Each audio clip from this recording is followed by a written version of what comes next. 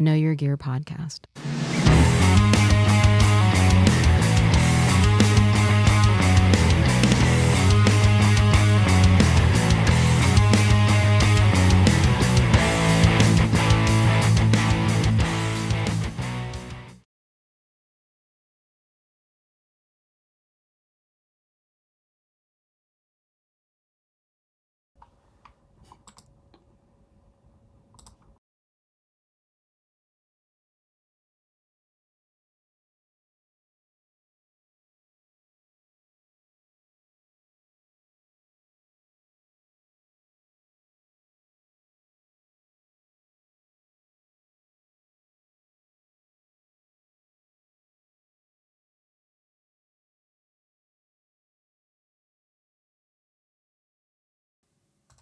Hello everyone, how's it going?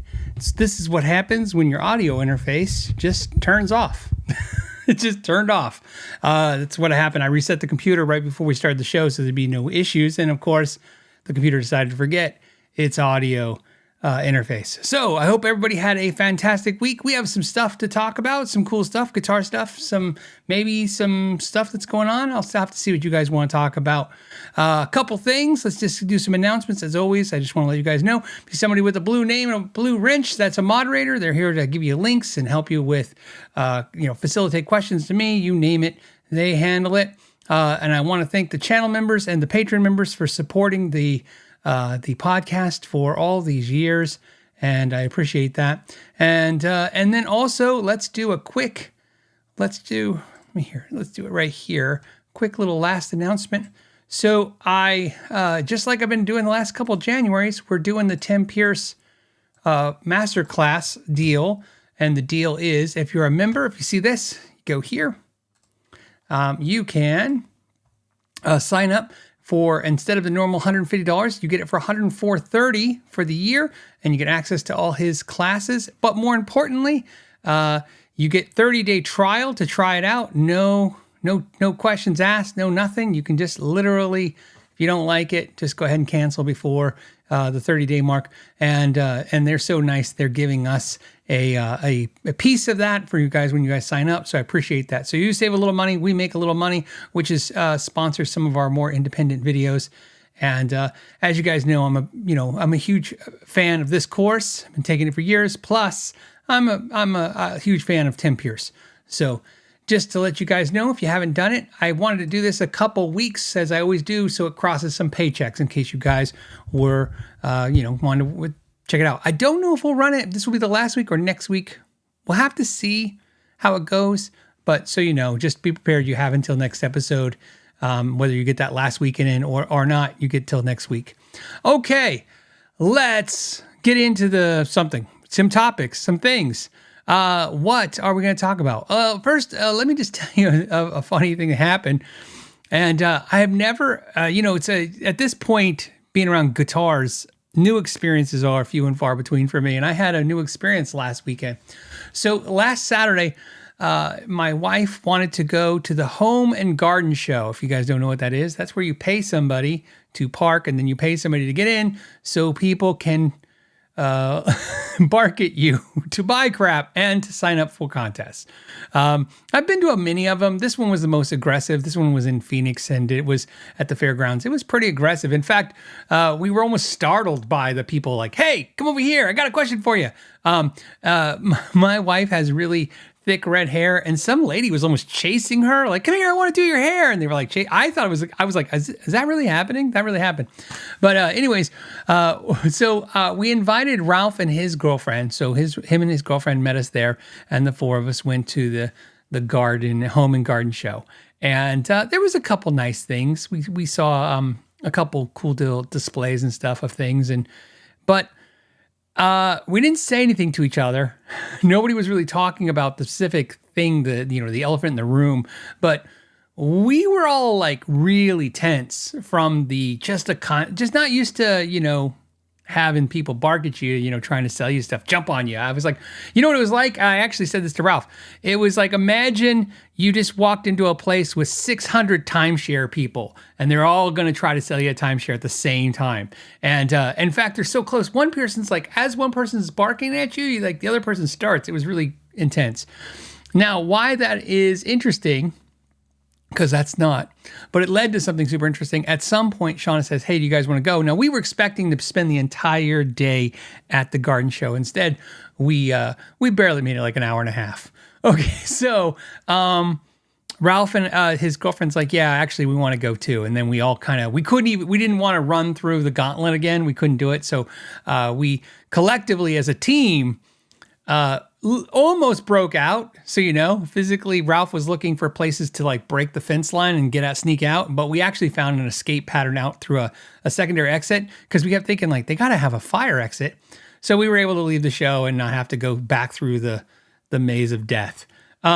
So what happens is we're in the parking lot and Ralph says, I said, what are you going to do next? And he says, I think I'm going to go to Guitar Center. And I go, oh, really? And then his girlfriend said, what's Guitar Center? And I said, you've never been to a Guitar Center? She's like, no. And I go, you want to go? And she's like, yeah. I'm like, okay. She had no idea, guys. No idea.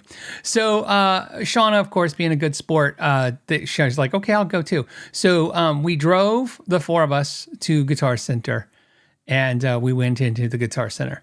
And it was a normal Guitar Center for a Saturday. A lot of people playing 6,000 different songs, a lot of activity. The store was quite busy, doing well. It's a well-stocked store, so lots of stuff. I walked in, and me and Ralph saw immediately this British-made JCM 2000 112 combo for like $500. And I go, $500 for a British-made 112 combo that was right next to one of the new combos that was like $700. And I grabbed a cable, and I plugged into it, and I grabbed a guitar, and me and Ralph are testing it.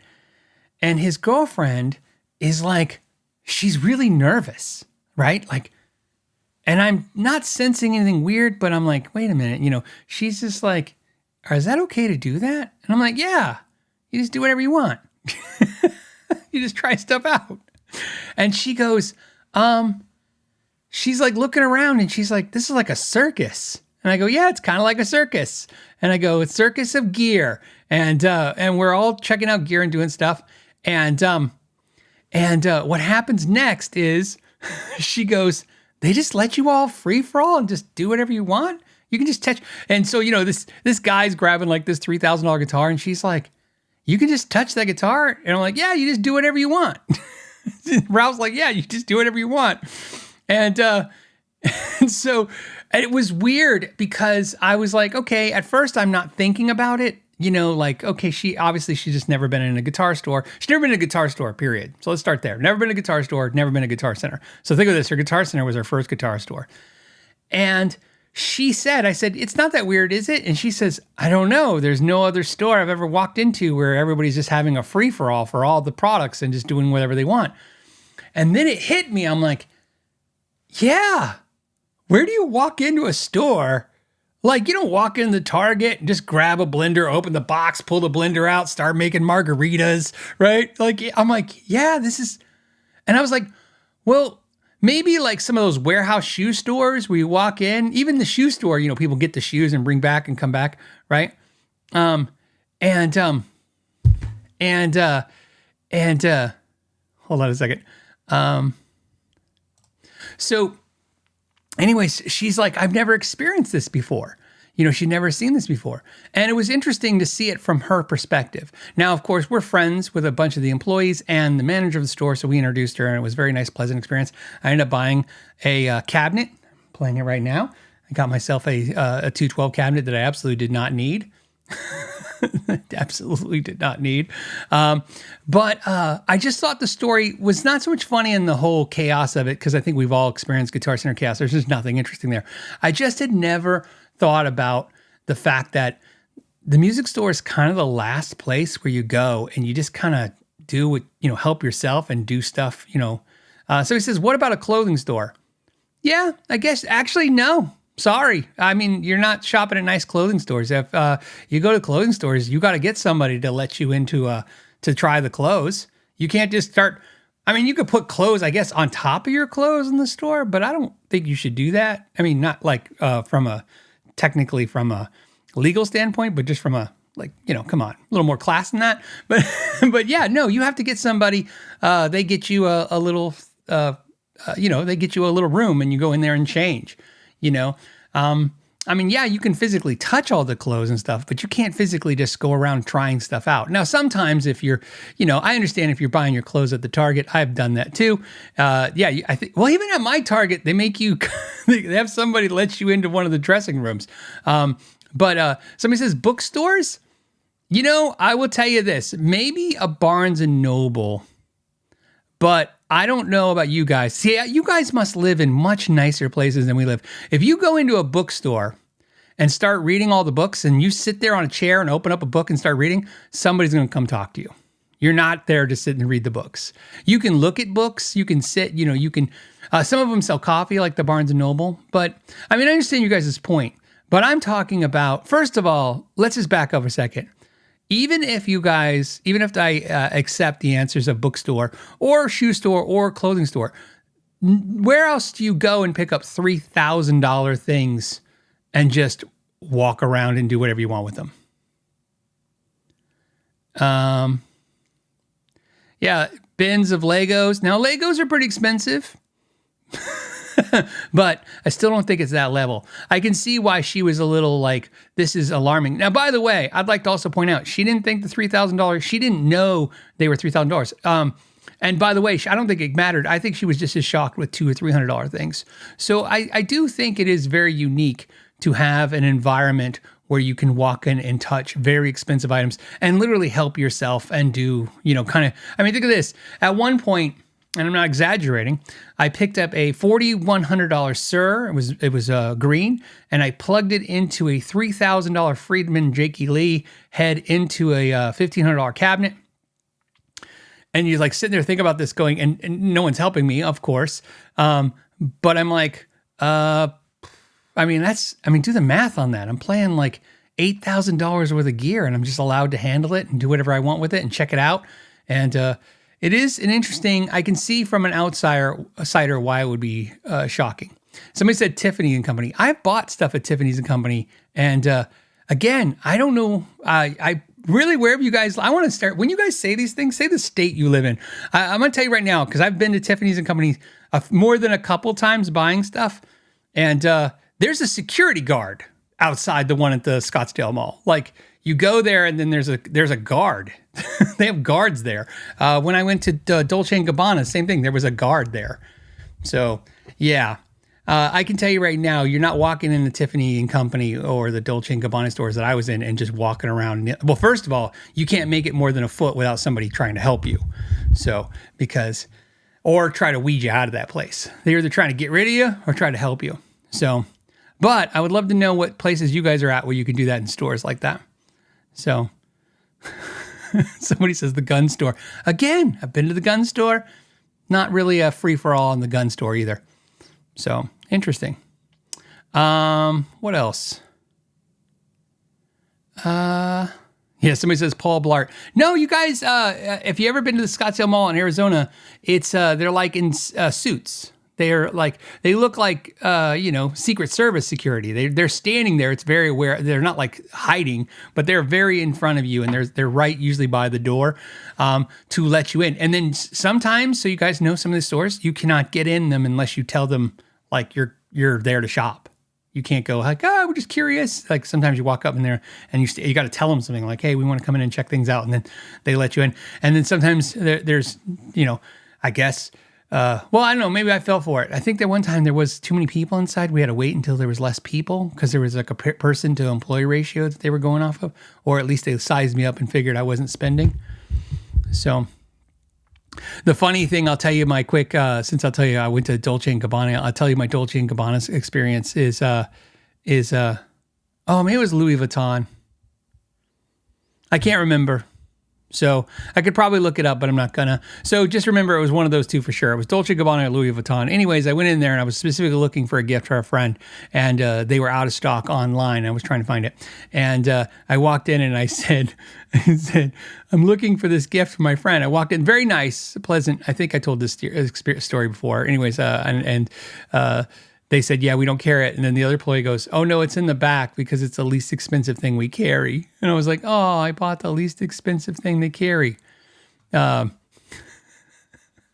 because that's the kind of money I can spend at the Dolce & Gabbana or the Louis Vuitton store. So, which is funny because I say that and then I just literally, you can buy an amp in a store, I guess. So anyways, I just thought that was interesting to see her experience.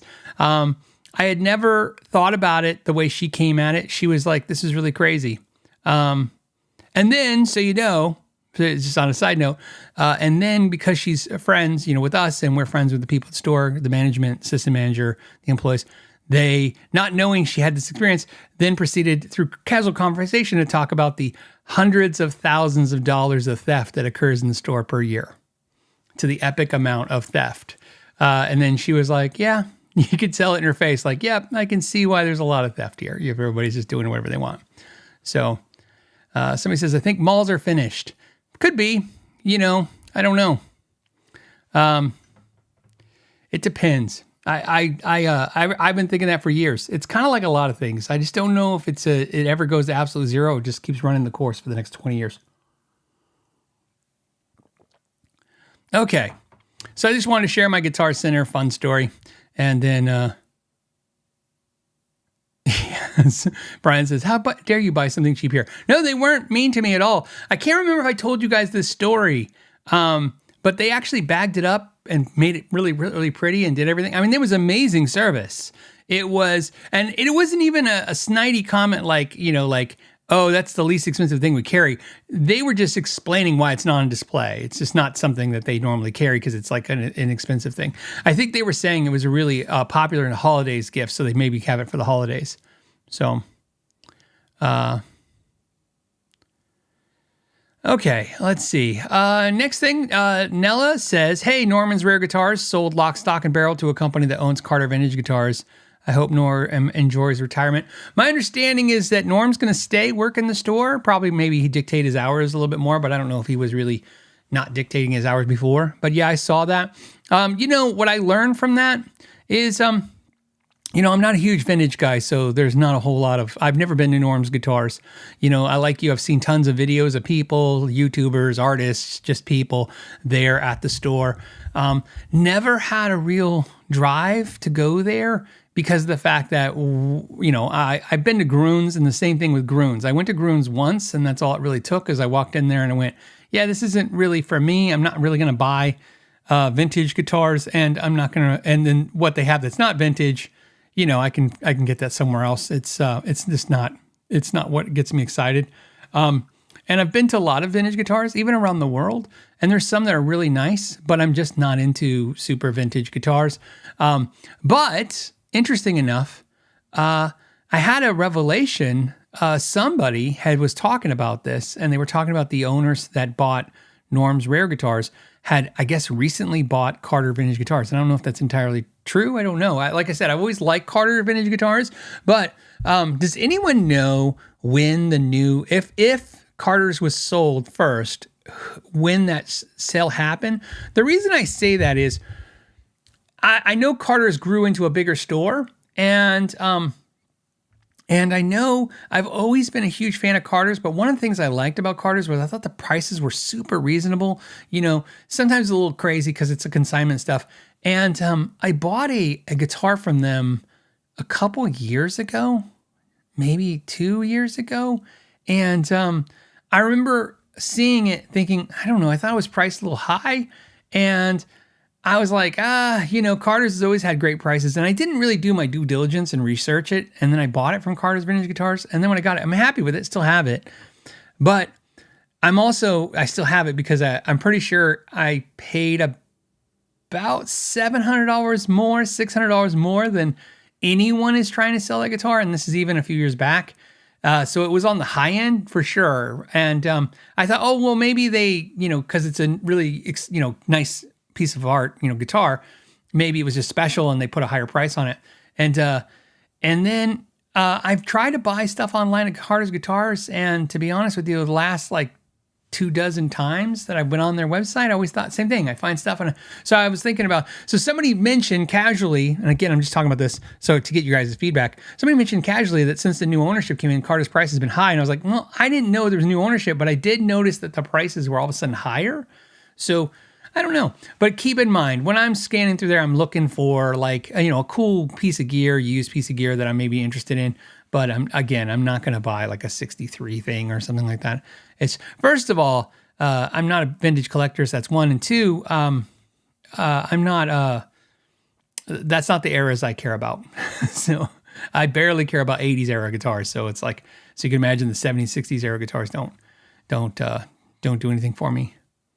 So, let's see.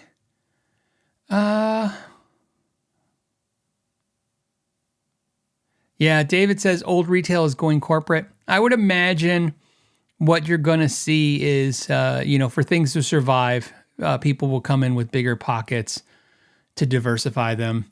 I'm sure this owning a bunch of vintage stores is to basically, be able to shop when they're looking. Because remember, they got to be constantly looking for vintage inventory. I told you guys that when I had a store, there was always a list of people that when a vintage piece came in, because we didn't do vintage gear, but every shop in the country, no matter how big or small, has a Rolodex, so to speak. I know it's in your cell phone now, but you have a list of names of people that are more than happy to come and buy any vintage gear you take in.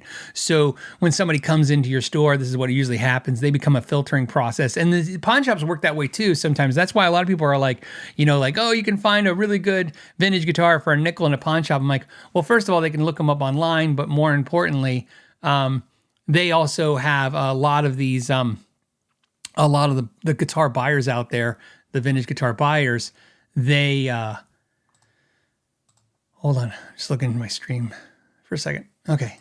Oh, so figure out why that is. Let's see if we switch to this and see if this helps. Hold on a second. Okay, let's try that. See if that helps at all. Yeah, because it's telling me there's not enough. Boy, the show's just off on a great start today. Anyways, what I'm trying to tell you is there's all kinds of vintage buyers that will give finder's fees. So if you work in a pawn shop, they're like, hey, if you call me and you have an old guitar and you buy it, you can, I'll give you $200 for finding it. Somebody says, when did Norm's guitar sell? I heard the notification this week. So that's the news. It broke this week. So if it happened earlier, it could have obviously, but I'm sure it didn't happen like in a day. I'm sure they've been working on it for a while, but the official announcement was this week. So, but, yeah, when was Norm sold? This week. Yeah, pawn shop said, okay, so Mr. Peabody says pawn shops stopped being good in the 1980s. I never had a great experience at a pawn shop like people. When I was starting out playing guitar, my guitar teacher, one day I went to a lesson and he said, oh, I bought a Marshall 412. And I go, oh yeah, you did? And he's like, yeah, for like $100. And I'm like, $100? And he's like, yeah, at a pawn shop. They didn't know what they had. And I was like, what? And then I, of course, when I could get to pawn shops, I was like, that's where you go. That's where you go. And every time I went to a pawn shop, it was always just piles of garbage gear at way marked up pricing. Like it was crazy. Like I'd be like, oh yeah, here's an amp that it should be $60 and they have it for $120. Everything was like double.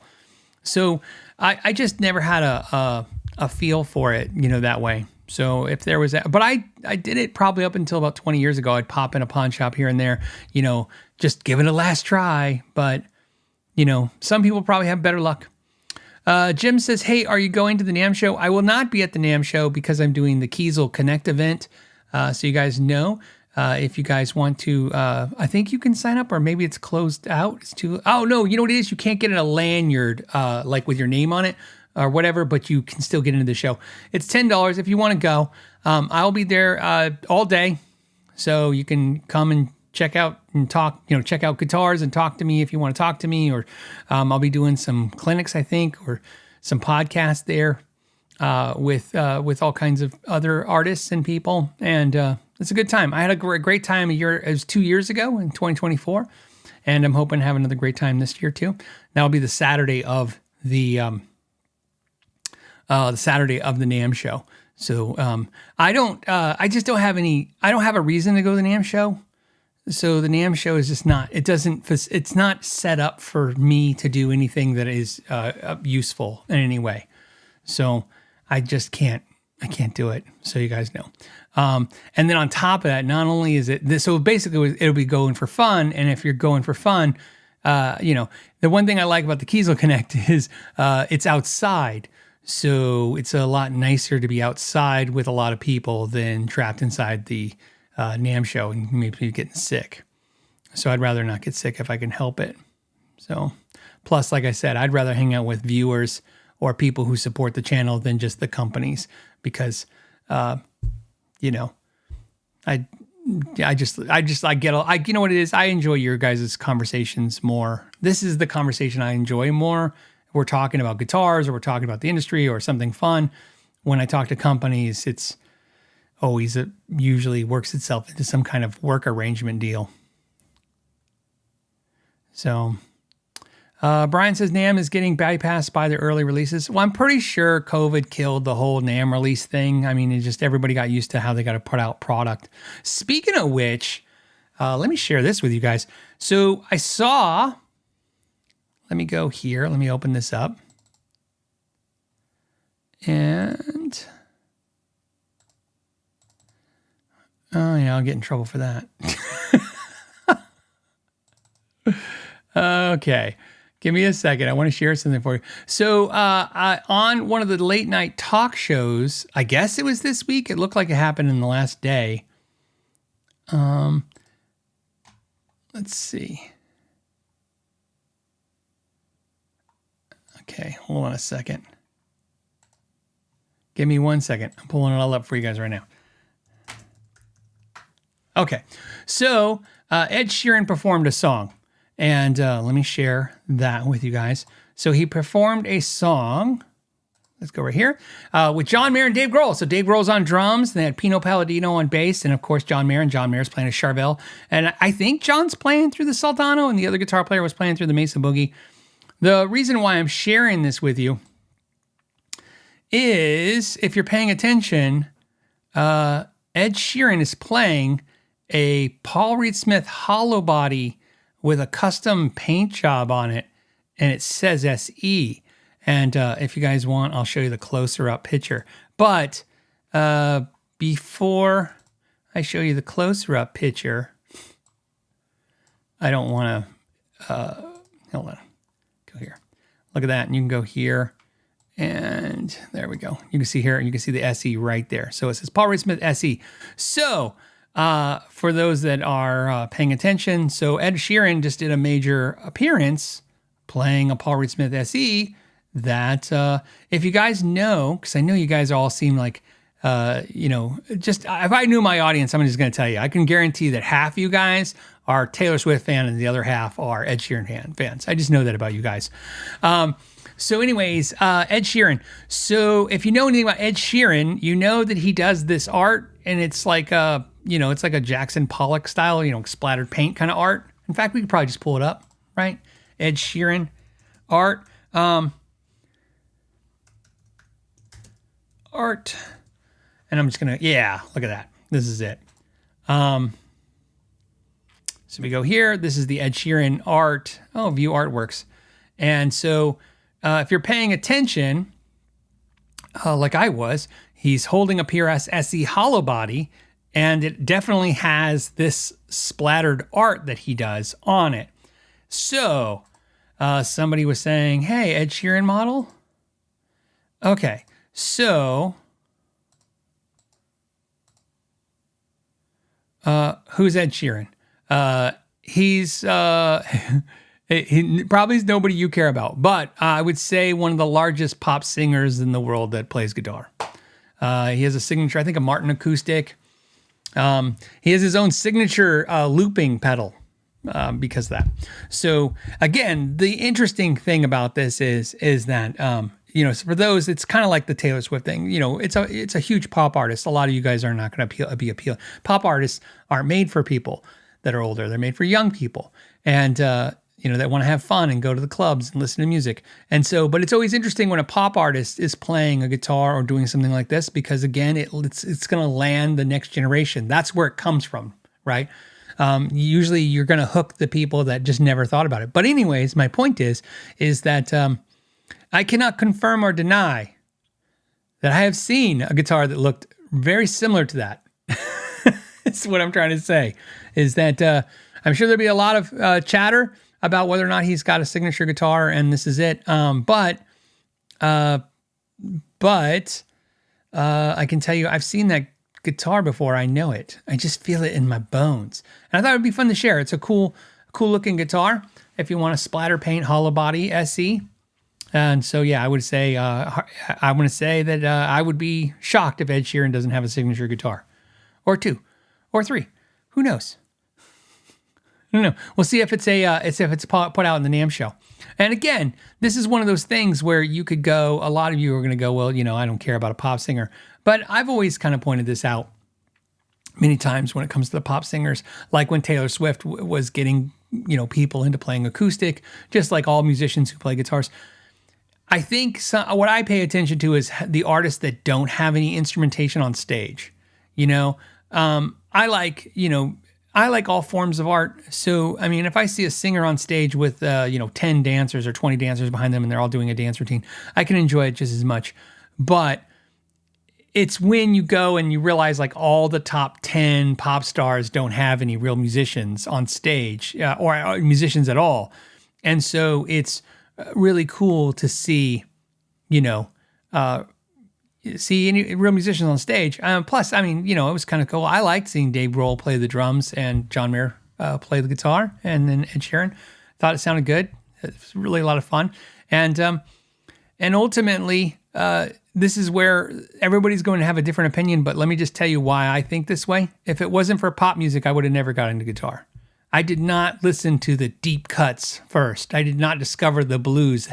I did not discover jazz. I did not discover those musics at first. I literally was like, I think I mentioned this. My first experience with a musician really was Nikki Sixx from Motley Crue, and I thought he played guitar. I didn't know he played bass. I thought he was playing a guitar, and they just had a catchy song on MTV. So to me, without pop music, I would have never got into guitar. Would have never happened for me. It wasn't something that I, like I said, I didn't get into the right crowd of, and they happen to be guitar players. I didn't get the bug that way.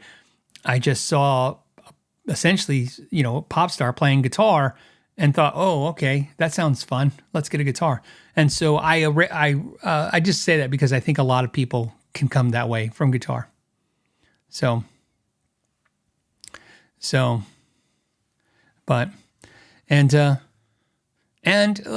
funny is, when we talk about this, also, when I started playing guitar, the rock music was still considered popular music. So it was pop music, where now very few rock bands are actually in pop music. Hell, no rock, no rap in pop music. I don't know if you saw that. I guess they said rap hasn't had a number charting top 10 pop song in a while either. So, let's see. Jimmy Fortham says, hey, are you going to do a second episode of the Amazon Telebuild you started in July? No. What happened was I thought that was, so when we started doing the clinics, I started thinking of things that I thought was interesting in the clinics, and that was a build idea. I was like, oh, let's do a thing. But whether you're on the patron side for the clinics or you're on YouTube, I can look at analytics very easily and see that no one was engaging with it. And so it becomes a thing. Like, I understand, just like Jimmy, I understand that there's a few people who are like, man, I really like that. That's the same thing on YouTube. You have a few people that like something, but you got to understand, the way I look at it is everything is the same work level for me. It takes the same amount of time, effort, energy, and it's not. And trust me, I don't make this channel isn't big enough to where it's like, oh man, and this is the $1 million hits. It's not about that. The difference in money sometimes could be $30 or $300. I mean, we're not talking about windfalls here when I make a decision on YouTube, and whether or not it's like on the Patreon too. It's just, at the end of it, if you look at the analytics and you go, okay, well, people weren't engaged. And again, that's what I'm looking at. Not how many people view it, but how many people that viewed it we're intently watching it, you adjust, because I'm not going to make stuff that no one wants to watch. Because like I said, I don't make the videos for me. I already know the stuff I'm talking about in the videos. So Jimmy, that's there. Will I approach it back again? Maybe. So, but there's something else coming too with the clinics. So again, this was the how do I approach the clinics? I didn't even know at first what it was I was trying to do at first. So, okay, what do we got? Another subject? Let's go over here and let's grab this. This one came from Amanda. This is Rad Fury. Says, hey, I bought a Strandberg 7 this week, and I'm wondering if I should have gotten the tremolo version instead. What are your thoughts on the Strandberg trims? I'm not a fan of headless tremolos as a whole. They're fine, but I don't own a tremolo-based headless guitar. And it's because it's not like I don't like that. Like, I'm not saying it doesn't stay in tune, or I just, if I'm playing headless guitar, it's a function.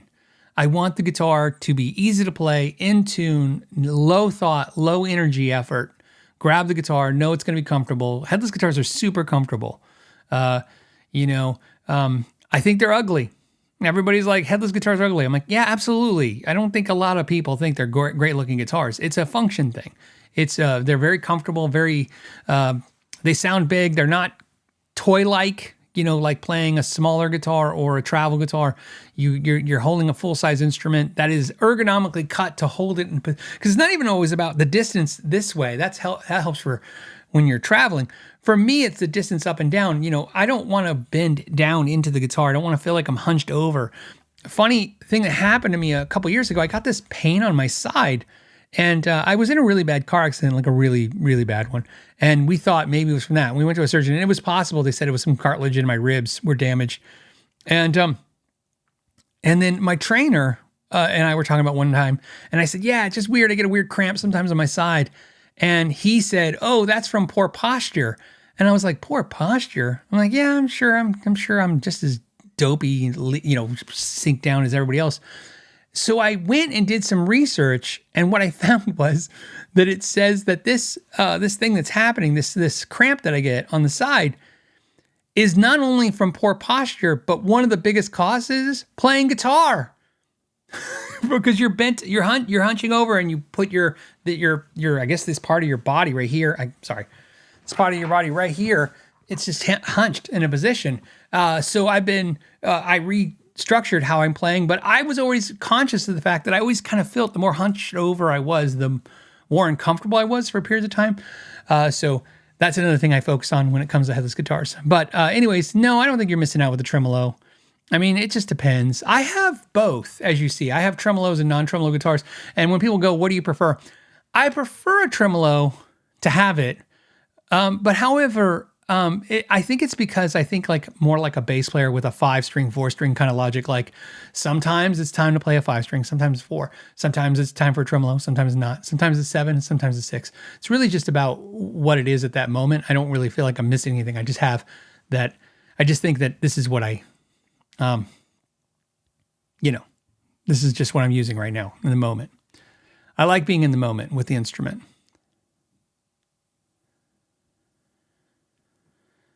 Yeah, Yuli says, I'm hoping I'm saying it right. Yuli says, Tim Pierce recommended some tool to help with guitar playing ergonomics before. I can't remember what it's called.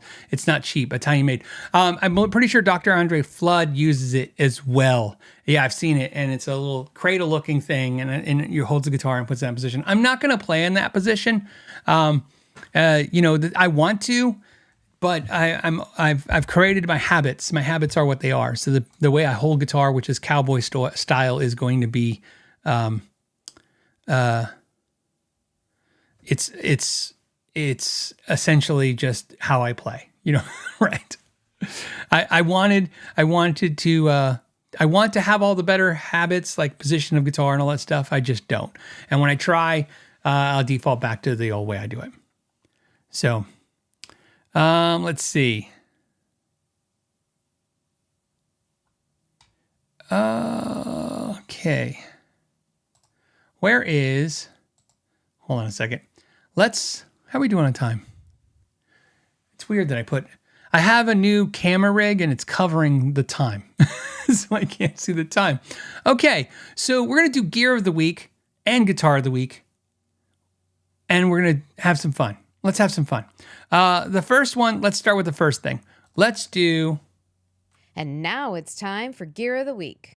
Gear of the week. Okay, so Gear of the week, we can see what's new and exciting in the guitar industry, but also I got a lot of questions about this. Let's switch cameras right here. The Synergy Marshall module. This is my Synergy amp. Woo! See, this is me right there.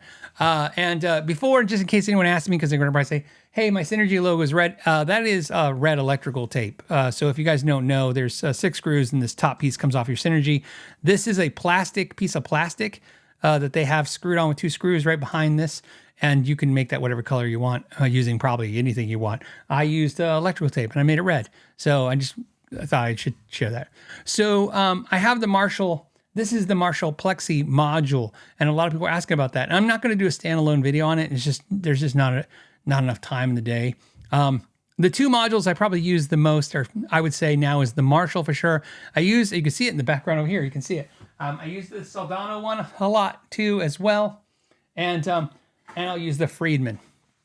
And I was using the Friedman almost exclusively, but I just found myself really, really digging the Marshall.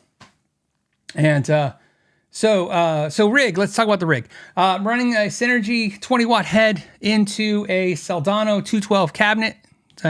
And I do have an Ironman 2 Mini Tone King attenuator on the amp. And so just share that. And I thought I would share just a second of the way it sounds, how I have it set up. But let's turn that on. Switch to the correct channel. So this is the Synergy clean channel. Look at that. Let's move you there. Okay. All right. So look at this. I don't know if this view is better than normal, but it's at least you can see what I'm doing. Okay. So I'm going to switch to the, well, here, let me show you. I'm going to switch. So this channel, so I'm on there's 2 channels on this module. So how this amp works, in case you don't know, these are modules and they load in.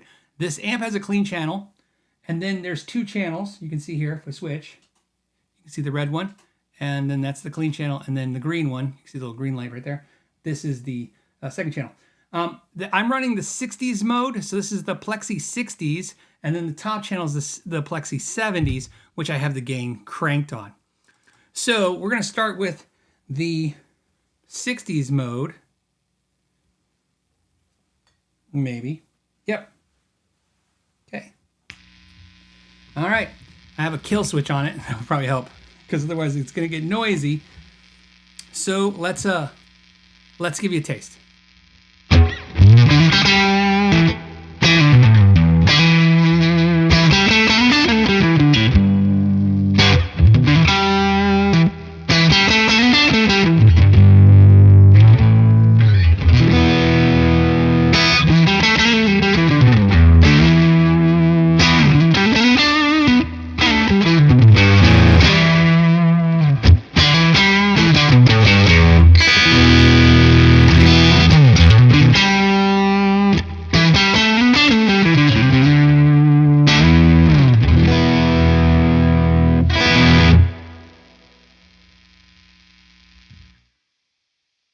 All right, let's switch the channel.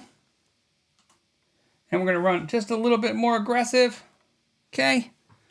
And now I'll just play that a little bit more aggressive.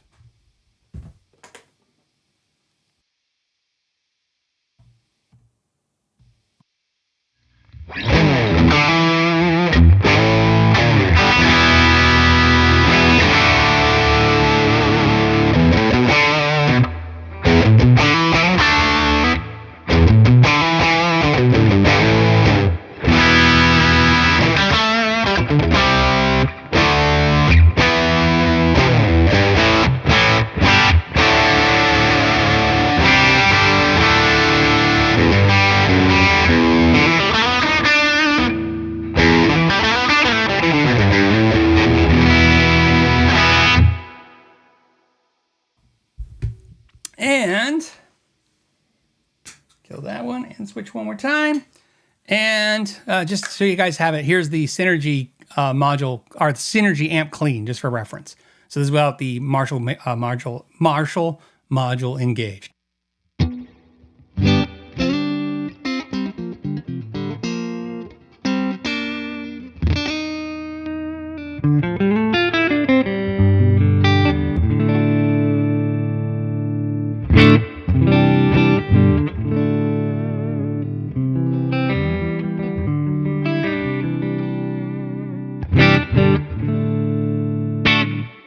And for a little last fun, reverb. I'm running the NuX Atlantic reverb delay pedal. So that's where I'm getting my reverb from. And mute that. And so I thought I would share that with you. The reason why I thought I'd share that with you is somebody was asking me a question. They sent me an email and I was reading it and I was responding and I was like, you know, it's going to be a lot easier to share it this way. I find myself using the Synergy more and more and more each week. I've actually put my Kemper, it's actually unplugged and put away. So I'm not 100% get rid of that. I did get rid of a lot of amps. I think I told you guys this. I got rid of a lot of amps to the point where I find myself, this is just how I like it. This is just, the only thing I wasn't loving about the Synergy 20 watt head is it's not very big sounding. It sounds full and good at low volumes, but it doesn't get big sounding. So I got a bigger cabinet for it. So I put a bigger cabinet on it. And so I just thought I'd share. And then Brian says, modules around $400. Owning the head could be dangerous for me. Yeah, you know what? This is why I wanted to do it on this platform instead of as a standalone video. That's not true. I've learned at first, without any experience, I was like, oh, this is going to be dangerous. It's not dangerous. 90% of the modules to me are just not, they're just not necessary. So let me give you an example. So I have the Synergy Z-Rec. I have the Dr. Z module. I think it's great. However, you got to understand the Synergy 20 head has a great clean channel. It's a fantastic, it's built into the amp. That's the clean channel, is built in the amp. The Bassman, the Fender Bassman module is great and a little bigger. But the problem is if you load that into the Synergy 20 head, well, now you just have the clean channel and then this Fender Bassman clean channel, or you can crank it. So I find myself not really caring about anything other than what the module can give me besides what the Synergy head has, which is a great clean channel. So clean channel and then maybe the Soldano for high gain, or clean channel and maybe the Friedman for the mid gain, Friedman and the Marshall for the lower to mid gain, right? I find myself, that's where I've kind of like defaulted to. So looking at all their modules, if I could say only have 4, let's just keep it that way. And let's actually do 5. If I can only have 5 Synergy modules, well, one, I'd have to tell you that there's probably a module coming out soon that I would probably say that's got to be on the list. I know that's kind of messed up, and I haven't actually tried it, but I've heard about something coming down the pike that's so good that it's going to be another it's going to be up there like the Marshall module, Plexi, and the Soldano and stuff. It's another big announcement type module. So yeah, that one. Okay, then 4 more. The Soldano for the high gain, but I have the 5150 or the PV 6505 module. I have the I have an Engel module. I have a bunch of the high gain ones, and to be honest with you, I just personally prefer the Soldano. So it's the Soldano. So Soldano, the mystery module that's coming out, the Marshall, that's 3, the Friedman, that's 4, and the Z-Rec. I have not tried the Tone King module. I want to. I will probably order one. So you guys know, I should have very soon a credit at Guitar Center, right? Like a gift card thing. And so I'm going to use that to buy that stuff because I did some exchange and stuff. So, and then somebody says Bogner. Yeah, the Bogner, cool. But again, if I got the Bogner, then I would get rid of the Soldano. Like, I don't need multiples of the same style amps. That's just me. I don't need 3 different, here's my high gain, this high gain, that high gain, high gain. Like, to me, I find myself just really And I don't swap the modules very often. I kind of just go, okay, I'm on the Marshall one until I need something else, and then I go that way. So it's just different. Zombie Guitars want to know if I had compared it to a real Marshall. Yes. So here's what's funny. Since I'm mentioning I'm being cryptic, let's not be cryptic. I bought a new cabinet and I bought a new head that was very expensive. And the new head, the problem is I was like, I'm liking it. I'm not loving it. I like it a lot, but I'm not in like love. It was very expensive. Okay, like $3,000 expensive. And then while I was doing AB, I thought, oh, let me pull out some modules, my Synergy module, and I was able to find that head, basically. And that's basically where I'm getting at, is all the modules, because this will help. I think this will help you guys. And again, that's why I wanted to have a forum to talk about this. So you can hear me. Help if I play the... So you can hear my strings probably? Okay, so let's... How do I do this? I don't want it to go through. I want it to go... Okay, it's gonna happen. Okay, ready? There it is. Okay. Okay, let's switch to the... Okay, this is channel 2. Okay, so you hear me. Okay, let's set that. Okay. So now the cabinet isn't mic'd. So you should be hearing my mic, hear the cabinet. That's how loud I am. Because like I said, I have the amp attenuated, so it's really low. I don't need to attenuate it. I just have an attenuator, so I did. So.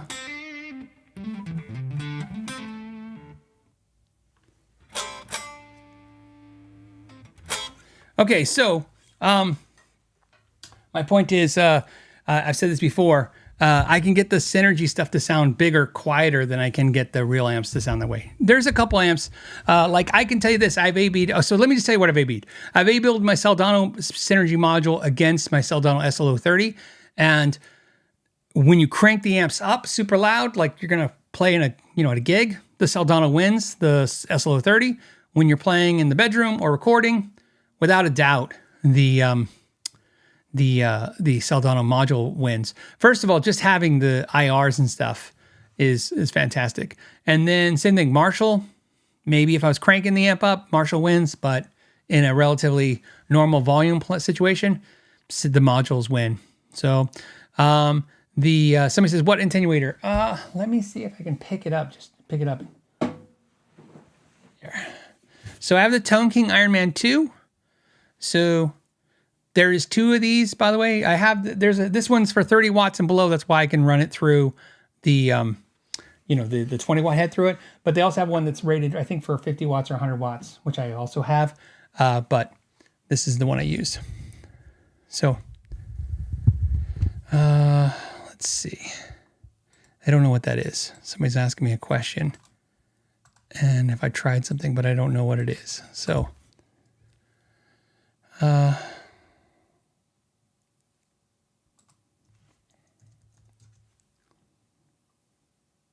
oh, okay. Yeah, you're not gonna like my answer. Dave says, hey, Phil, have you tried the AM4 yet? So that's the fractal. I'm just not there, guys. I've tried all the fractals.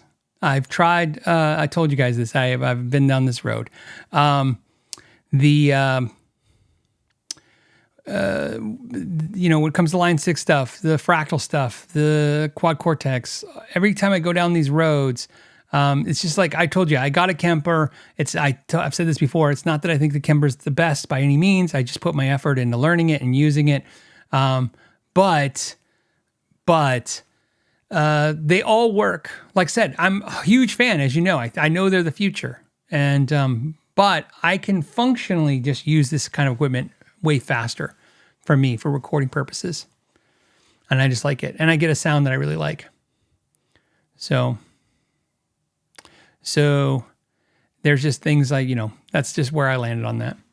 But, like I said, I like it. I just love the real stuff more. So, and I'd like to tell you the Synergy modules are not the thing I think are really great. I think it's the Syn 20 head. It's really cool just to have a 20 watt head that, I can play at low volumes, I can play it loud, and it's got impulse responses out, and you can, and I use the, so you guys know, I use the big hairy guitars, the Michael Nilsson one.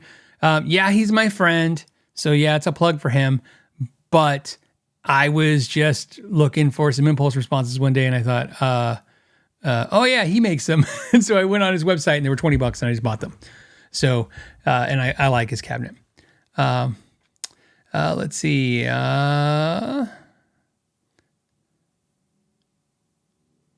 Mr. Zombie 1974 says, "Hey, do you think they'll ever incorporate AI into digital amps?" I don't know. It's one of those things. I don't know. The way I would see it is, if they can make money, yeah, like that's all it's really about. If they can, figure out how to sell us something and make money, yeah. But if they can't, they can't. I don't think it needs it. Like I said, I don't think the problem with modeling is that they are absent of technology. And maybe if the argument is it's the AI will make it easier for the end user, but I think you guys sometimes confuse, and I've said this before. It's like when I complain about apps, right? And I say it all the time. It's because of the guy who talks about the in-shitification thing, right? The apps. My problem is not apps. Like I said, I live on apps every day. I make. I pay my mortgage. I pay all my bills with the ability that I've used apps. I started a YouTube channel solely on apps. And I do so much of my day-to-day work with an app. There's one app in particular I use for almost, I use it for almost everything. And I love it. However, that's because a good example, like I decided I have a funny argument. So here's my funny argument. An app like DoorDash, okay, and again, I'm not going to go down the politics of DoorDash, but just the app is, I go on the app and I push, hey, so give me this food, and the food shows up, right? And that's the end of the process. So I understand the concept of that, and I don't have a problem. I'm not complaining that there's an app for that. I think that's totally a good use of an app. What I don't like about apps, and this is going to tie into modelers too, is I don't like it when you what do you call it? Insert something in that doesn't need to be there. If I'm going to a speaker at a like a fast food restaurant to order, and they're like, "Do you have the app?" I'm like, "No," and they go, "Well, you need the app," and I go, "Well, no, I don't, because you're talking. You told me I need the app, therefore I don't need the app." See, if we're talking, then the process is it doesn't need this other thing. That's a perfect example. My barbecue has an app. I don't need the app on my barbecue, so I don't use it. It's not that I'm upset that my barbecuer has an app. And anybody who wants to know what the app is, apparently it tells you tells you when the barbecue's hot. And I'm like, okay. So I don't really need that. So same thing with modelers and stuff. I like technology that makes things easy, but I'm not necessarily like, I don't look at modelers going, oh, it's complicated to get through screens. My issue is workflow and speed. Think of it like when you watch Tim Pierce and he talks about his space station that he makes. To me, everything is about workload and speed for me. That is just because that's how I learned to work as a guitar tech, is I don't make money or I can't function if I'm spending all my time doing something that's not the actual thing that's what I'm supposed to do. Does it make sense? But anyways, but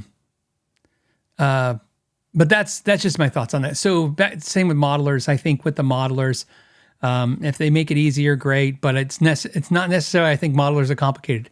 I've had to demo all of them at some point, so you just learn them. My problem though is like, again, I don't need to go into a menu to do something when I can turn a knob real fast. And that's what I'm usually doing. It's not because I'm always tweaking my sound, it's because I'm always in a situation like, for instance, just now I plug in and let's say there's just a little bit too much low end. I don't want to go, oh, hold on guys, let me go in the menu and change the low end. I want to be able to tweak that on the fly. So that's what I've really convenient. So to me, it's kind of like, and then this is my last tirade. It's kind of like when they talk about now they're taking all the physical buttons out of the car and they're putting a screen, and that's fine, except for me, it's not because I'm old and I'm used to knobs. They're efficient. I'm driving and I can reach and do something tactile, just reach and touch. And so to me, it's efficient. I don't need you to make something that's already working more modern for the sake of being modern is what I'm getting at. I don't really care. It's not because I don't want to learn new stuff. It's just because it works. Fix the things that don't work. How about that? Okay, so let's jump to another subject. And hold on. I just got to go into the...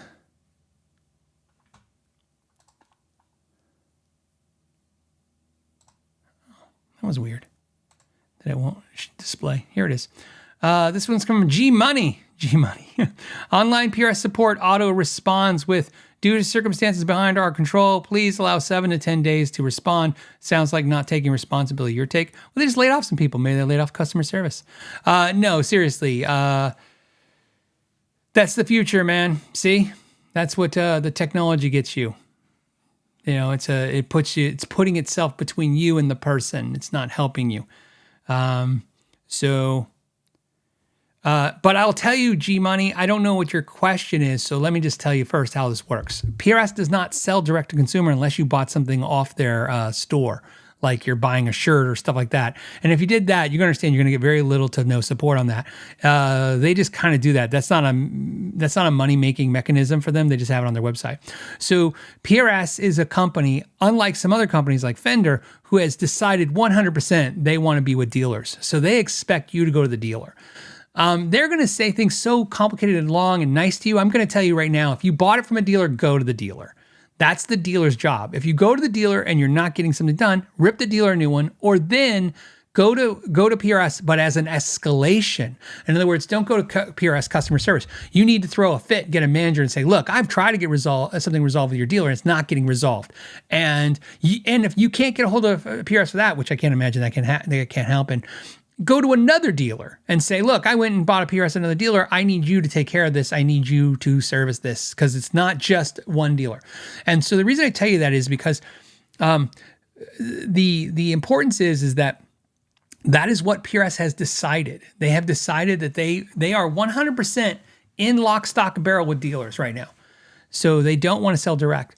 I had some unofficial discussions with them, as I've discussed about on this channel a couple years ago, about them selling direct when they were overloaded with SEs. And I told the patrons probably a little bit more than I ever should tell anybody, but even then they didn't get the whole story, because it's privileged conversation. I gave them my insight and why I agree and disagree with that kind of idea, and I thought it was more of a desperation move. The important part is that they decided not to do that, okay? They decided not to go to direct, right? What they decided was to give the 30% off, and then they will rebate the dealers. The dealers will then sell them to you. So if you're having a problem with PRS, try the dealer. So, because they're not really... I couldn't tell you now, but I could tell you when I was a PRS dealer, they had like 2 customers. I'm not making this up. They had 2. This is like, you gotta understand, I'm not talking about PRS was a small company. I'm talking about PRS was still making as many guitars as they now. They had 2 customer service people. And I think one of them, like if I recall, and I'm not making this up, I think his name was Sean. Sean, he was on like a wireless phone, and you would call him and he'd be like taking out the trash, like not really, but you get the idea. He has other responsibilities. Like I think he had to set up SEs. So I think you would call and he'd have like a PRS customer service, and he'd be like setting up SEs.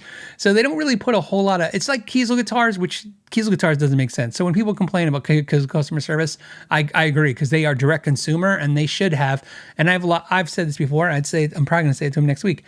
I think they need more customer service. I think they need a redundancy of customer service at Kiesel. One more person. Whatever they think they need one more. So if they tell me they need 2, they need 3. And if they tell me they need 3, they need 4. You get the idea. But for some reason, like I said, some companies that, I don't know what I'm saying for some reason, with PRS, I would say go to the dealer. That would be my advice. And then, like I said, and I can tell you that for a fact I've had, well, I hope no one ever had to go to another dealer about me, but I know somebody's came to me about another dealer. Hey, I bought this PRS, and Yeah, it was a big pain in the ass. Nothing's more fun than like, especially like a phone call, a state kind of deal where I'm like, great, somebody who's never going to buy anything from me and I got to help them out. But hey, it's the job. I took the dealership, so to speak, as a dealer. So I did it. That's my suggestion to you, G Money. Yeah. Devin Dubs says, hi, Phil. I am finally discovering feeler gauges. Oh, wait, you know what? And so a little trick. It may not work. It's always worth a shot, G Money. When you call into any kind of call center, or in this case, PRS, the office, because they don't have a call center, if you can't get anyone on the phone, hit the Spanish button.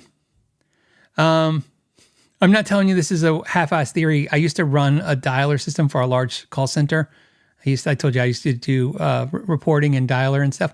And very rarely, in fact, I've never seen it, but it's possible. There isn't Spanish speakers. There are bilingual speakers. So in other words, everybody who speaks Spanish also speaks English. So when you call into a company, a lot of companies, especially small ones like PRS, won't usually automate everything for Spanish. So they'll automate English, but not Spanish. It's just a little trick. So when you hit Spanish, it goes right to a person. And then when they start speaking Spanish, just tell them right front, like, I don't speak Spanish, but I really need to talk to somebody really bad. I've had people hang up on you when you do that, because they don't care. But in some cases, they'll actually start talking to you, and then you can get, that's a good little trick to get somebody on the phone if you're having that kind of experience. So a little tip for you, if it helps. Okay. Devin says, hey, Phil, I'm finally discovering feeler gauges, and it has enabled me as a totally blind person to do setups. Thanks for all your measurements. You're welcome. What's funny is this came up on the last clinic, and is a good time. So Devin, thank you for the compliment, but also thank you for the opportunity to share this with somebody. Not everything gets disclosed in a video. So what's nice is sometimes when conversations come up, like at the clinic or like here, we can have a little behind the scenes. I measure in millimeters, and some people get upset with that, especially Americans. Let's just face it, they're the only ones saying anything. And I had somebody asked me a question. I thought it was funny. They said, hey, is that because you were in the military? And a lot of times in the military, as a mechanic, we measured in millimeters, right? We measured in metric and not standard. But that's not where it comes from. And I was like, oh, it's funny. The reason why I measure and I say everything now in millimeters when it comes to action is because in the store, I worked very hard, which is probably what made the YouTube channel do okay. I worked really hard to be able to communicate with people. And one of the problems you have is that most people, especially anyone under 40, has never had like wood shop, metal shop. A lot of those programs are gone. Maybe they're back now because they were kind of back when my kids were in school, but there's a gap. In other words, there's a big gauge group of people in their 40s and 50s and that definitely just didn't get a lot of those kind of those classes. And so they don't understand a lot of measurements anyways. So I was trying to figure out a best way to explain to the customer why, when I made an adjustment to guitar, what I did, because of kind of like my tirade last week about frets and how little material comes off. When we adjust a neck, sometimes we go from 1.5 to 1.75 millimeters. You can't detect that physically. It's just, I need to know it because it's physically the numbers that matter to me. But somebody's like, oh, you raised it. I'm like, well, I raised it almost an amount you can't detect. So you had buzz at 1.5 millimeters, you have no buzz at 1.75, and you can't detect the difference. Let's be all happy. And so what happened was, I needed a way to communicate to them. So what I did was I figured out one day, it hit me, that picks are in millimeters. And so like picks are, 0.75 millimeters or 1 millimeter or 0.05 millimeters or 0.66 millimeters, but they were always in millimeters. So what I did was I found this company that made bulk crappy cheap picks, and I ordered in buckets all the increments, like 0.5 millimeter, like a paper thin 0.25 millimeter, a 0.75 millimeter, a 1 millimeter, I didn't do 1.25. I think I did, but I don't remember. 1.5 and 2 millimeters. And so what I did was I'd order the picks, and then I could hand them out to people. Like, oh, I took your guitar, and I was able to show them physically, like, here, I took your guitar from this 2 millimeter pick to this 1 millimeter pick. So now when you're at home and you're thinking something moved, use your pick as a gap gauge between the top of the fret and the bottom of the string. And that was just, again, because I wanted to be able to have this conversation with somebody to show what I did. So because so many times what I saw was and experienced as a customer was these guitar techs that were like, I know and you don't. I don't listen to you, you listen to me. And although I can appreciate anyone who has a skill set, that has, I'm sure your doctor loves to hear how you Google stuff, right? But the point I was trying to make is, instead of arguing with them or debating, I wanted to be able to say, yeah, this is what I did. This is how you can detect it. So that's a fun fact. I never thought about it until it came up last week, this month's clinic. It was this month's clinic. So I thought it was fun. Maybe we'll be able to clip that out and put it somewhere as a short. It'll be a little fun. R Hab says, hey, Phil, what do you think about the Nuno guitars? I haven't really seen them, other than the pictures of what you guys see. So obviously, if you guys don't know, Nuno has left Washburn and has started his own brand, and it's because of me. No, I'm just kidding. I was unhappy with the Nuno guitar, and Nuno was like, that's it. Phil McKnight's not happy. I'm leaving Washburn. No, that's not true at all. So you guys know, not connected it even in a funny little way. So Nuno has left Washburn. My guess is because the support of Washburn has just dried up. Washburn's been slowly not giving a crap for years and more giving a crap. Remember, I'm still Patrick to those counting the Washburn scenario. So he's starting his own brand. He's going to have imports. He's going to have acoustics. He'll have electrics, and then the question I got was, a couple of people said, are you going to see yourself buying one? No, not really. Unfortunately, I said this, I'll say this just to be very clear. It's like my gem, Steve I Gem. I don't have the Pia. I don't want the Pia. I have the gem. I have the guitar that represents the moment of time in which I was a huge Porno Graffiti fan. So that album, like 92, I think, that's why I like the guitar. I like him from that album. I like the guitar. I don't really need the newest thing from him. There's nothing, I'm not emotionally connected to it anyway. I have a nice guitar I can play. So I've said this before, when it comes to I have a Stu-Amp Urge bass behind me. I have the Urge 1, not the Urge 2, not his newest model, not his model with Warwick or who he's with now. It's because, again, it's just, these are nostalgic purchases for me that, just obviously I love guitars. I love music. And so these are the moments, it's like when people buy vintage guitars and they go, I want a guitar from the year I was in high school or, my birth year guitar, whatever. I can see the same logic. It's just, stuff. And I can tell you right now, there's no artist guitars that I have or none of that stuff that I will keep. Does it make sense? All of this will go. All this nostalgic stuff. First of all, if I die, yeah, it goes. But I'm just saying, one day I'll just be like, okay, it's out of my system. I've had enough of it, or it's worth more than I paid for it. I'd rather have the money and move on, because again, it's not a guitar that I play. It's literally wall art. Like I said, I think two things can be true. Some people are like, guitars are, they're for playing, not for wall art. I'm like, nah, both. Some guitars I have just to stare at, some guitars I have to play. So, but I'm only loyal to the guitars I play. The guitars I stare at, I can just get bored with them really easy. Okay. Let's do this. Somebody said, what's the Hils guitar behind you? So, let's share that. So,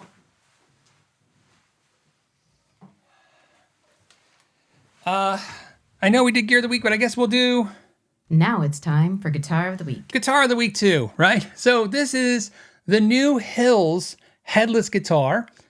And this is a guitar that when I was talking to Hils, if you guys know the story of Hils Guitars, they used to be Hex guitars, and they still are if you're not in the US or Europe. So Hex Guitars, which is a Korean-based company, when they started distribution and selling their guitars in the US and Europe, they couldn't get the name Hex. So they changed the name to Hils with one L. So it's Hils. Essentially just like the Hex. So if you're familiar with Hex, you're familiar with Hils and vice versa. And then if you recall they sent a guitar to me and it failed the deep dive, so to speak, and I had some critiques and they fixed them. They adjusted them immediately. Because they make their own guitars. This is an important thing. This isn't made at the Cortec factory. This is actually made in the Hex factory. Well, fun fact. So that's why they can adjust so quickly to some feedback from you or from me. So then, after they revised the guitars, they sent me the revisions and I shared them with you guys. And then in the discussion, I mentioned one of the things, if you recall, is I said the AMG looking pickups, which are flat plastic pickups. I said that people don't want those. They want actual, standard looking pickups that have the pole pieces. And so they went ahead and did that. And I said, also, you need an HSS configuration. I said, something that's more Strat or Tele, because I said, if you're not, when you're watching the Instagrams, I'm being a smartass, and the TikToks, the kids, that they're playing stuff that look like this, a Strat. So for those, this is a Hils that looks like a headless guitar and a Strat. Now they have two. They have the one that I'm showing you here, and then they have one that looks like a Tele. So a couple things that are cool. Can I open this? Quick view. So the Tele is the same as the Strat. This guitar is also their least expensive guitar. So this guitar is $499. It comes with a deluxe gig bag. You can see right here. So it's a thick gig bag. It's really nice. It's not like super crazy like the Kiesel one, but it's as good as any gig bag you're going to get in the mail or with a guitar for free. It comes in summer sand, which is what I was holding, emerald green, ocean blue, and red. They all come satin. All Hils are satin finish. There is no gloss finishes. That's just the way it is. They don't have the ability to do it. This also has new chrome hardware. So chrome bridge, look at that. That's nice. And chrome locking piece. And of course, as you saw, because I was hanging on the wall, it's let the nub on the headstock so you can hang it. Ultra light. This one I was going to say about 5.5 pounds. This body is slightly bigger than the other Hils guitars. So you understand, they went for a slightly bigger thing. This is, again, remember I was talking about my feedback, like, hey, a bigger guitar so I can, the Strandberg guitars, where the Strandberg guitars kill, where they're amazing is, they are very comfortable to hold in the body, right? But I don't, the Endure neck is, some people love it, some people don't. Let me move this. And so this gives you kind of those comfort feels. Like one thing is nice is you can sit for the cowboy, like that, cowboy chords, but it also has this spot right here. And what's great is the output jack is right here. So even if you do that proper position thing we talked about, right, whether it's go here or here, the cable's out of the way. So really thought out. So what's interesting about this is $499 with a deluxe gig bag, made in Indonesia, stainless steel frets. I think it's an alder body. Let's see if it gives you a spec sheet. Satin neck finish. So we have a maple neck, rosewood fretboard, 22 stainless steel fronts, spoke wheel truss rod adjustment right here. The pickups are just their brand pickups. Volume and tone, 5-way switch, and a bigger body for more comfort and light. The body is mahogany, so you know, which is probably like sapele or something. It's obviously. And C-shaped neck. That's important. You guys are like, what the neck? This neck feels like a very small Fender Strat. So if you're played at like most of the Squire Strats are a little smaller like that, think about the smaller, like the smallest Fender Strat neck you've ever put your hands on. That's kind of going to feel like this. 25.5-inch scale, like a Strat. So even though this looks tiny, this is full scale, just like a Strat. Because again, that's what we're going for. All the specs translate to the Tele as well. And compound radius, 12-inch radius to 15.75. So basically 12 to 16, we'll just call it that way. And nothing. Alnico 5 magnets and the single coils and a ceramic magnet in the humbucker. I'm going to say the weak part of the guitar is the pickups. They're not bad, but you're not going to be blown away. They're not muddy though. That's the important part. Let me turn this back on. Let me switch this to camera 2. No, this camera. See, there's enough cameras in this room now. So I'm still running through the Synergy module. I'm going to start with a single coil tone.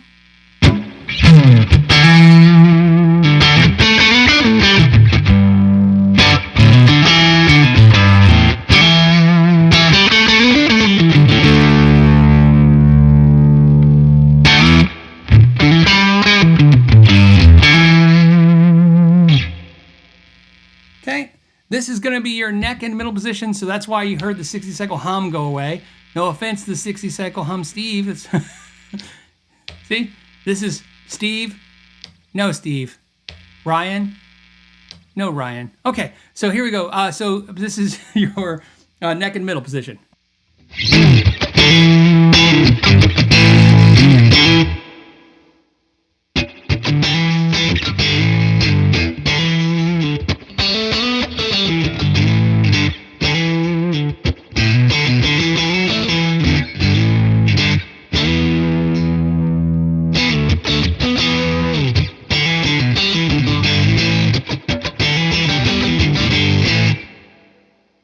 Okay, and we'll go back to the neck again.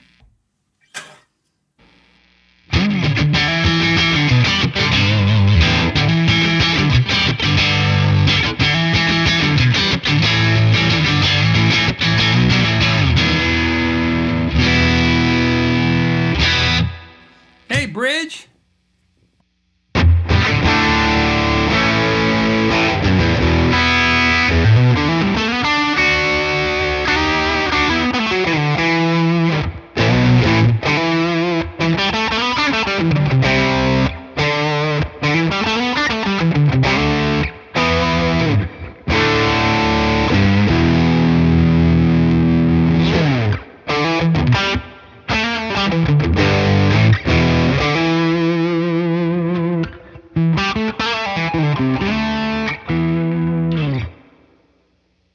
Okay, and let's go ahead and switch to the clean. This is the clean module, or the clean tone in the amp, not the module. Here we go, it's clean sound.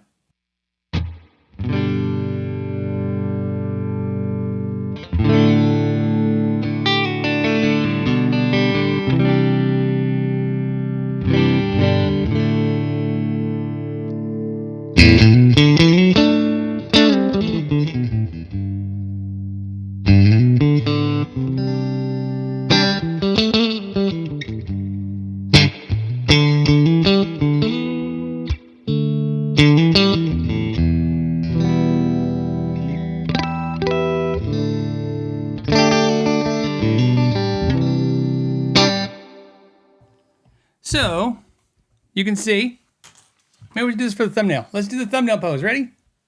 It's always going to be the same thumbnail. What? This is a guitar. One more time. What? This is a guitar. So, pretty cool. If you want to watch the deep dive of my Hils Guitars, it's the same basic guitar, just this is more of a, more traditional kind of vibe with the single coils and the HSS. They all have these two rubber feet right here. And so that means you can set them down. You have to take the cable out though, unfortunately. You set them down right on the floor like this, and they're their own guitar stand. You just lean them against the wall. This piece right here, see? That's what it's designed to do. So you can, here, I'll show you.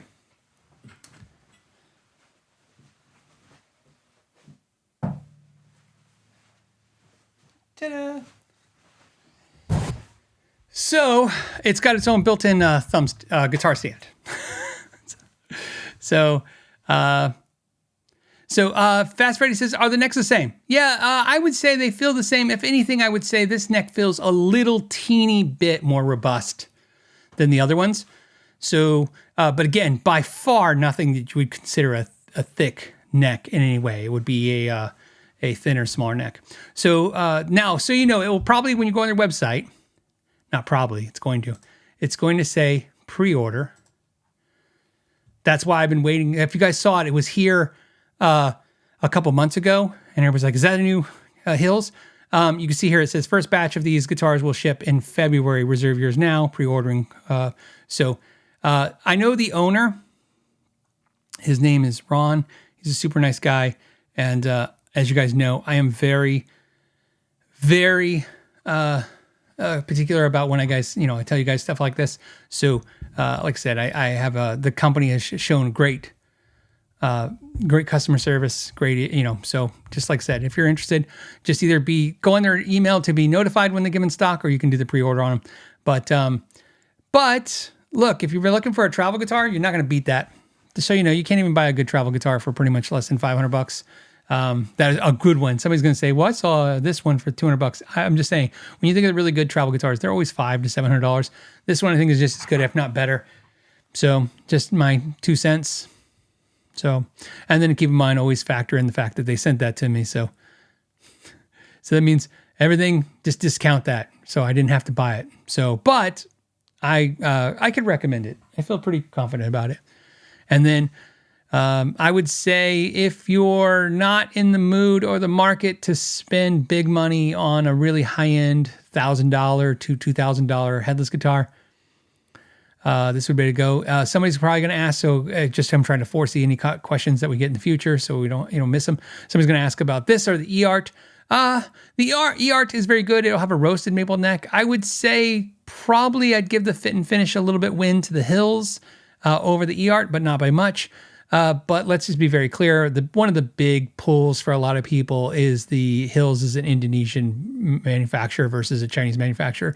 That's just the reality of the guitar. Look, I can't make 1,000 videos and not see the comments constantly. Some people just don't want to buy guitars from China, and I understand why you make all your decisions. I'm not here to tell you what decisions to make. I'm just to give you the information to make them the best you can for yourselves. So usually there's a premium price to be given to guitars made in Korea, Indonesia, Japan, the US, Germany, Canada, Mexico. So the fact that there's no real premium pricing on there is pretty cool. So let's see. All right. And then if you have any questions about this guitar, just let me know. Like I said, it's kind of fun. That was kind of cool. We did the guitar of the week and gear of the week. All right. Let's see.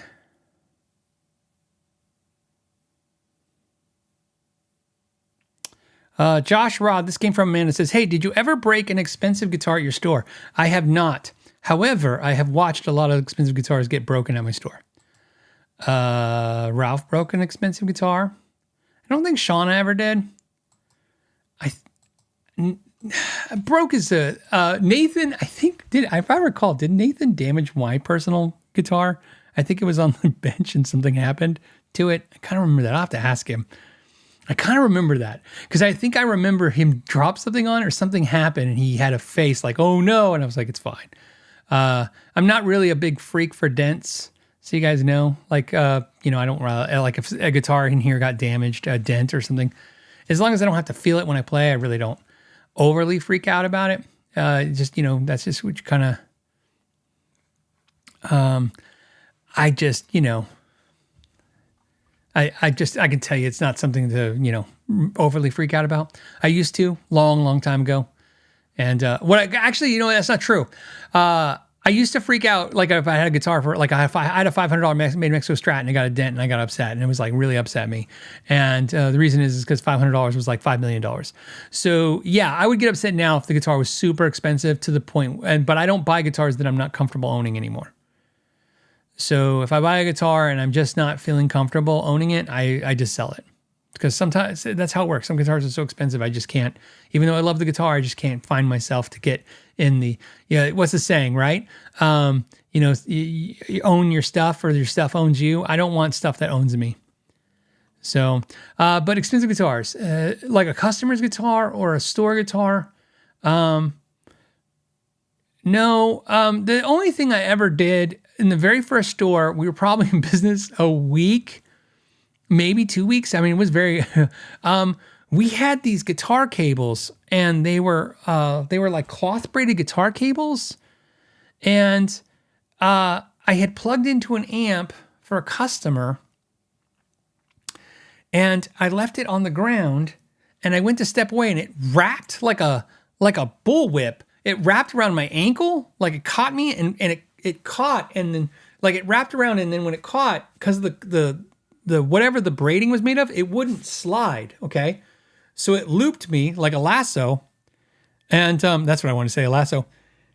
And I fell into the wall and hit a bunch of guitars. And so at the time, like I said, we just opened the store. We were a Schecter dealer. So it was probably like 3 Schecters is what I damaged. and I damaged them all. It was like clank, clank, clank, clank, clank, clank.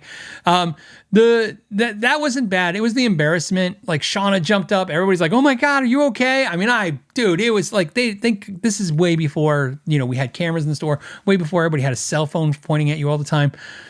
It would have been a really horrible thing to watch if I had to watch the video. But it happened fast. I like plugged in the thing. I went to step away. It like I said, it caught me. And just when my leg went forward, it stopped and I just went right into the wall. So that one happened. That one's pretty bad. It's so funny. I laugh now because I'm like, oh man, it just, I was embarrassed. I jumped right up. I was like, I'm fine, but I wasn't fine. I was like, it sucked. But yeah, like I said, I've had tons of guitars damaged.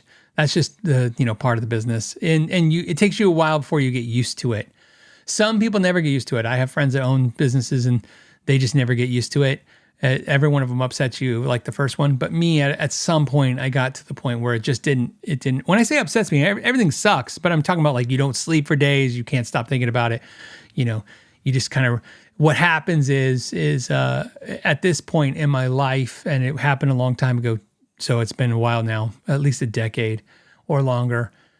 You get to a point where you survive so many different things that every time something happens, although it sucks, you don't immediately go into your head that it's all over because you're like, oh, I survived much worse. That's what helps when you survive stuff. Mr. Zombie says, sell on Schecters. Yeah. Yep. It sucked.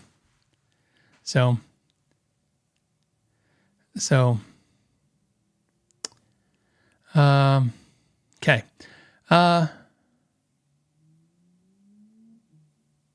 Fast Forward says, would you buy a guitar that has had a neck repair? I personally don't, but that's because I don't really think anybody ever prices stuff accordingly. So, I don't agree with the world on this. This is by far the majority has spoken, and they're saying the opposite of me. To me, like if I see let's just take a guitar that's pretty easy. Let's say Gibson Les Paul Studio, right? What are they like? Used, right? Let's just for fun, can we just pick numbers? I don't have to do the research on this. Let's say they're $2,000 new. I know, just throw numbers, and they sell for like $1,400 used.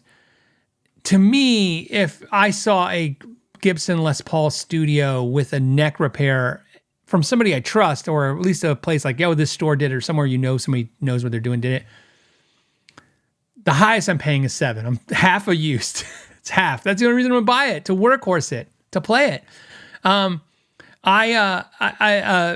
learned this from so many gigging musicians. So many gigging musicians have really just destroyed guitars that they bought dirt cheap. They would buy guitars that have been fixed and refurbished and all that stuff to work them. You work them in the ground. It's like buying a used car and going, hey, I'm going to run this car until it stops running, and then I'm going to buy another one. But I find every time I see a neck repair guitar, it's always like $200 off for neck repair. I'm like, not even close. Nope, not doing it. So to me, your resale is shot, is in my opinion. First of all, you almost can't guarantee a neck repair doesn't happen again, just like you can't guarantee any kind of breakage like that. But more importantly, it's not that it might ever break again. It's not that so much. It's just, again, it's just never going to hold value. So Zach says I'm considering getting one, either a Firefly or Firefly makes great guitars for the money. Yes. They do. Did you see Herman Lee did a review of a Firefly guitar, and everybody sent me an email saying, hey, he did a shout out. I thought that was really nice. I had already seen the shout out because I told you guys YouTube tells you when you're mentioned in a video now. So I was like, I got 18 videos. I don't know what I did recently, but 18 videos mentioned me or tagged me in them, and I watched most of them. And I know some of you guys are like, well, it's because you probably said it and now people are doing it. But no, like a lot of times it had nothing to do with me, or it didn't matter. Okay. Let's do another. Okay, hold on a second. Drinks and snacks. That's a great sign on. Says, hey, are Warmoth necks worth taking the plunge? Are they much different, assuming your stock neck is going fine?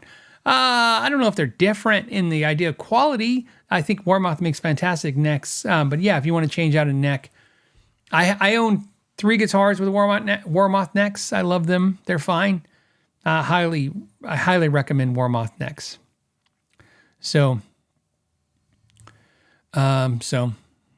yeah, I highly suggest Warmoth. Rexomatic says, hey Phil, which of your pickups or others would you suggest for a Squier 60s classic vibe thin 9 upgrade? Well, we don't do any of that stuff anymore. So we'll have an announcement soon of our pickup change and what those mean to everybody. But in the thin line, we don't make anything because, like I said, we don't do anything other than what we're about to release. Suggestion wise, I mean, I like the Seymour Duncan ones. They're pretty good. Go with those. It's tough because I don't have a whole lot of reference. Pickups are really hard to reference. So, Lemon Lust says, hey, would you ever consider Aristides guitars? Yeah, I reached out to Aristides last year or over a year ago. Like I did, I told you guys, I solicit very few companies, but Aristides guitars are very expensive. And just we're on the same page. I reached out to them in the hopes to borrow one of their guitars. They told me it was not a good time because they're backlogged on guitars and that when they catch up, they will get back to me. And so I'm assuming they still haven't catched up. So at some point, I'm going to have to just go, okay, there's no way they're going to be able to send a guitar for a loaner. So I just have to buy one. It'll happen. I mean, that's what the patron funds are for. We use them to basically fund all the expenses. So thank you guys for patron the channel because it literally goes to all the expenses. Last year, I had I couldn't even tell you, but let's just say a 99% fail rate on the guitars I bought that made videos on breaking even. So keep in mind, like I said, I'm using you guys as patron funds and I'm buying gear and I'm making videos. And then the idea is that if I break even, so to speak, because I didn't have to use my own personal funds. Well, they are because they're turned into my funds once they become patron. But what I'm basically getting at is, I'll put it this way. If I would have doubled the amount of videos I did last year where I bought and did videos of guitars, which was, if you watch my year review, was over half the guitars. Well, if I doubled it, it'd been all the guitars, right? So I guess not. I'm just saying if we would have increased it any more than that, I'd stop making YouTube altogether. There would be no reason to even make any videos anymore. Unless, of course, I'm just going to work full time and just make videos for fun as a hobby. But then I wouldn't make this many. There's just no reason to make this many. So Aristides, it's on my radar. I'm trying to do it. What I try to do now is I try to get any guitars like that as a loaner or something like that. And before I just outright buy it and do the video, just because again, it just helps subsidize the channel a little bit. Just a lot of money. But we're entertaining some new ideas this year. So we'll see. Let's see. Let's see.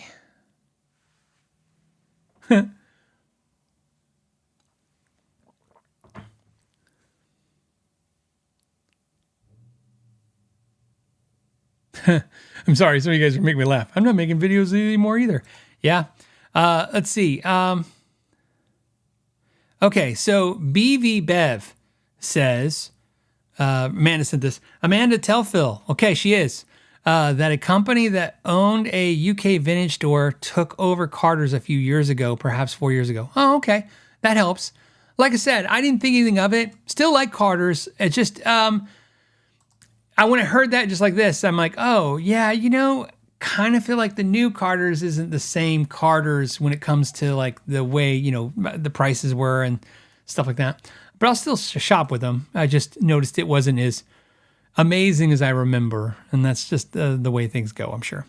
This is from Polly who says, hey, I just got an Amazon telly, plan to sharpen it. What would be your favorite budget tele pickups? Oh, back to tele pickups. I'm leaning towards Wilkinson Alnico 5s. Oh, Wilkinson's pickups are good. Trev Wilkinson once told me a funny story. He said, remember this. This is what he said. I wish I could do it. I don't know if you guys ever seen Trev Wilkinson. He reminds me of the guy from Jurassic Park. He's like, we spared no expense. That guy. I want to give him just credit for this quote he gave me. It was great. He said, quote him correctly. He said, remember, okay, I'm going to do it. Remember, a single coil costs $5 to make and a humbucker costs $10 to make, and this industry will kill you if you tell anyone that. And I remember thinking like, I thought he was exaggerating, and he was not exaggerating. So Wilkinson pickups, great for the price. He makes great pickups. Oh, Brian says you have to pay to park at Carter's now. Yeah. I don't know.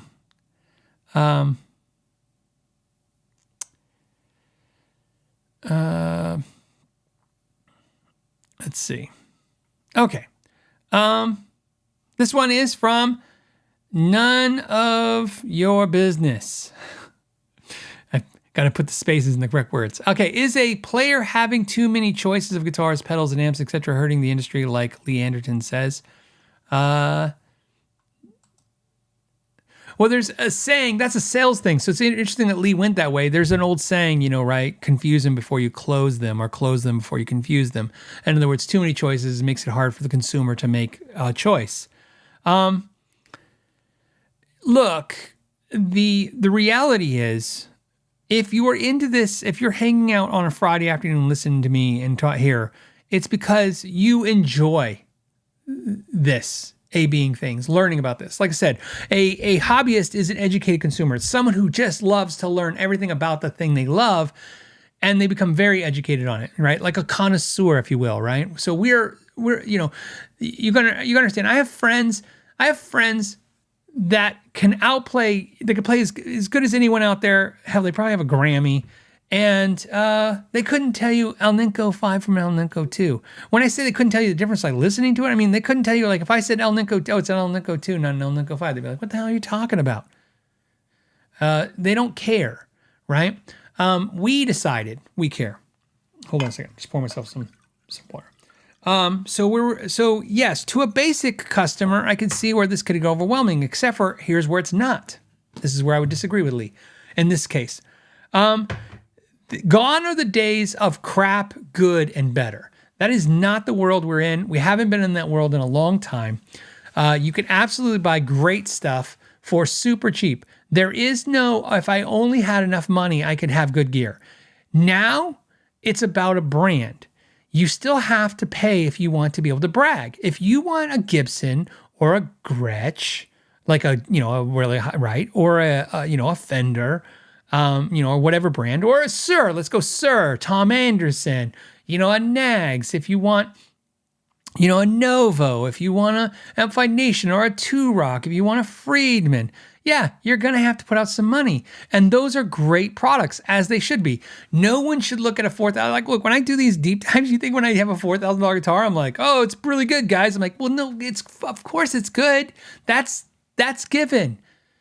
The question is, why would you want it? That's like, if we want to answer that. So the reality, though, is those products are good, of course, but they are also for the bragging rights. You can buy a Toyota Camry or a Run Forever. It's a great car for those that still think they're good. That's not the point. The point is, it's a great car. When I say that is, you don't get in a Toyota Camry and go, yeah, I wish I had roll-up windows and an AC. Everybody has AC. Look, I live in Arizona. I was talking, my wife and I were trying to explain to our kids that my wife's first car in high school was a Buick with a steel steering wheel and no AC. Like they were like, what? That car can't even exist legally. Like my kids, like they believe that there's probably a law that says that you can't have a car with no AC in the desert. That's illegal. You're like, no, literally you would go and you would just buy a car. And if you didn't have money for AC, you didn't get AC, right? It's just how it worked. And So this is my point is that now you get a Camry and the base model has safety features and it has AC and it has a nice stereo system.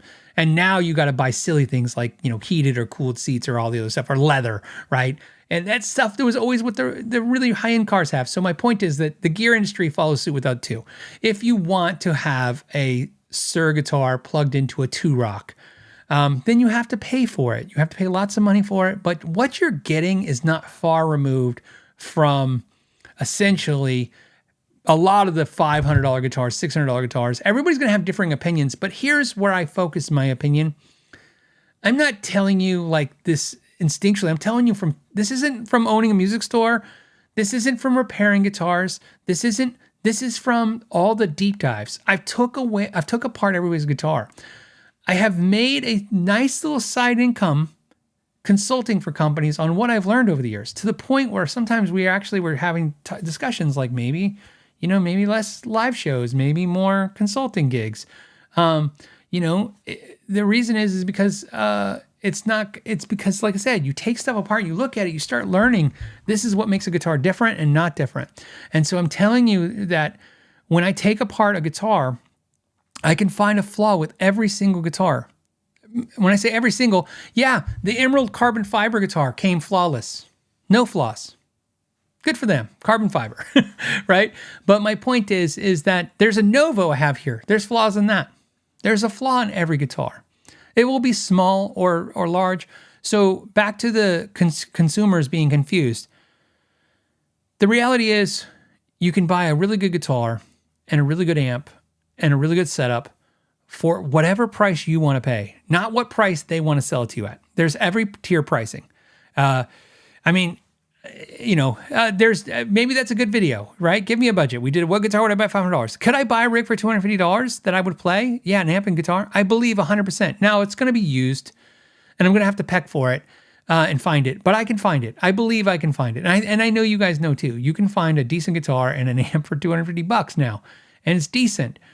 I'd get a Line 6 Spider amp that has all the sounds, a little practice amp. That thing, I could probably pick one up for $35 if I search around a little bit.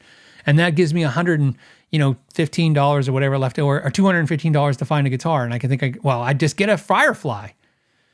And then I'd be set. So consumers being confused. Well, they're confused, but they shouldn't be, because it's almost impossible to walk in a store or a legitimate online retailer and not get something that's going to be more than adequate to learn and play guitar on.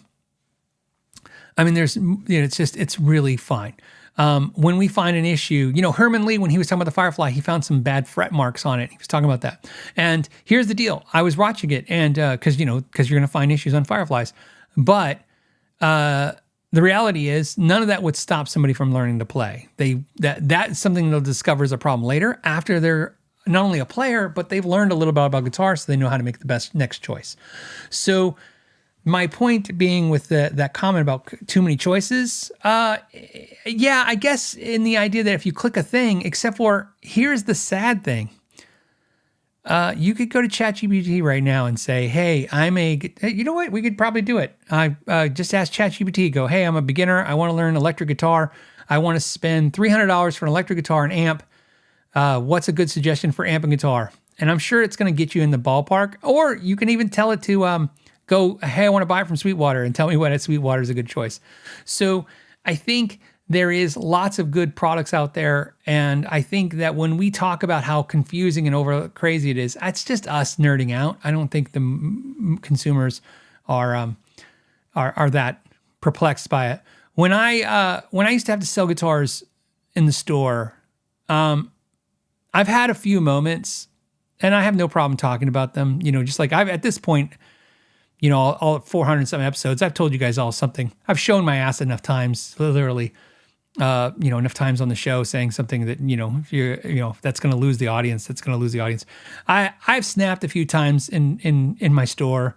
That happens, 13 years, not all customers were great. And one of my favorite things to think about, and not a time I snapped, I did say something to a lady, and I don't necessarily regret it, but it stuck with me for a long time. Like I kept thinking about it and thinking about it. Like, I wish I wouldn't have done it. And to this day, I'll say, I wish I wouldn't have done it. And one of the things that happens was people would come in your store. It was always parents. Parents would come in your store, uneducated, and they'd want to buy their kid a guitar.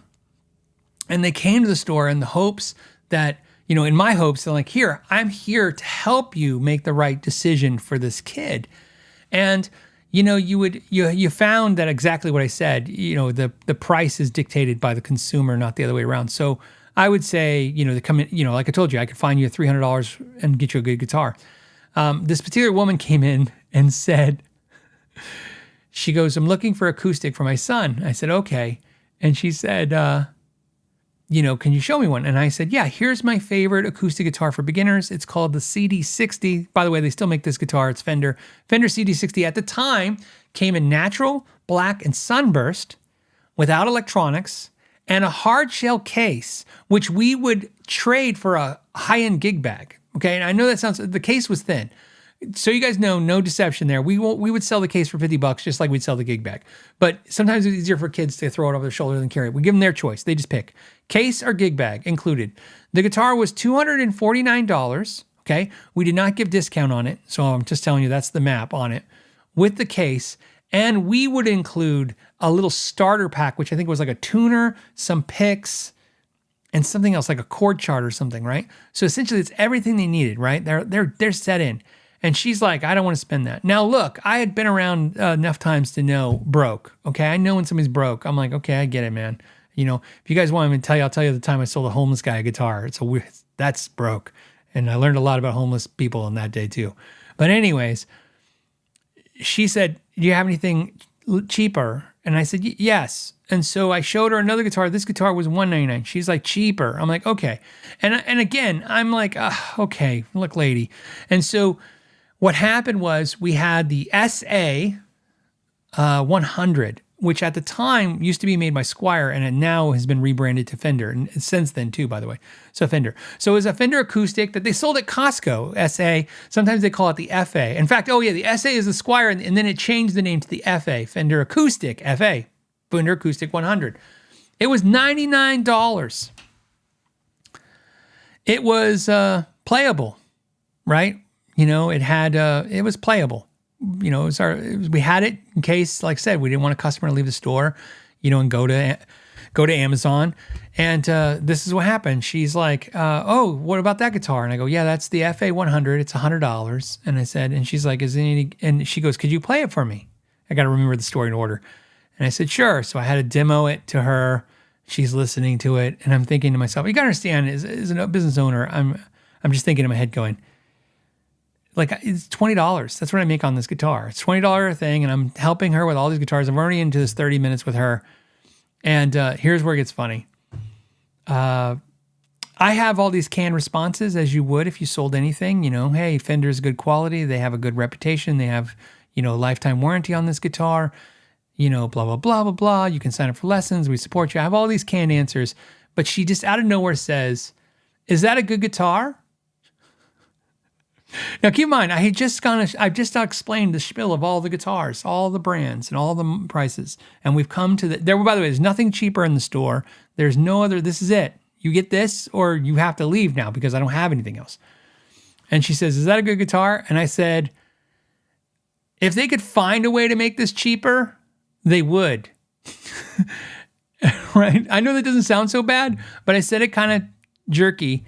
And I said, and she was not upset because it wasn't that mean, but it was enough to where she was like, what's this guy's problem? And I'm like, I was just like, that's it, lady. That's the closer. That's the sales. I'm not kidding. This is what I'm saying. I go, they could sell, if Fender could make this guitar for $98, they would. They just can't figure out how to make it any cheaper. So that's what it is. It's the cheapest thing in the store. And so she bought it. She never came back again. I wouldn't blame her.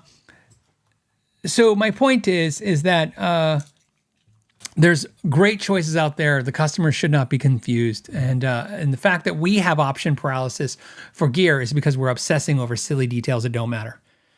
Arguing with ourselves at night, looking at the same 3 types of versions of tube screamers or Klon pedals is the silliness that we enjoy.